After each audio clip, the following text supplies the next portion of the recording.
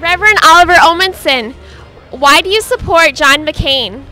Because I'm a Republican and he's right on the right track. As a former POW from World War II, how do you feel about John McCain leading our country from a military point of view? I know how he felt. When I was captured, surrounded by 200 tanks and the infantry of the Germans, it was the most devastating moment of my life when I had to drop my gun and hold my hands up. I was taken over in front of a rifleman. He pressed his rifle right in my stomach, reached over my pocket, pulled out my New Testament, looked at it, handed it back and said, "Come with me." He could speak English.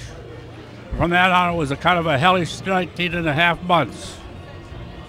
As John McCain leading the nation, would you feel safe as a soldier on the field? He would be my first choice. He's the kind of a man that you can depend on.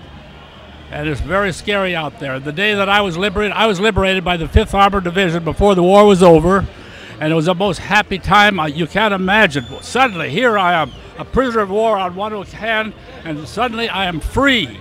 I am free in a free country, and the men in the tanks around us, the American tanks, they just watched us as they threw out the food. We'd walked 700 miles. For 6 weeks we'd been walking, and I was liberated.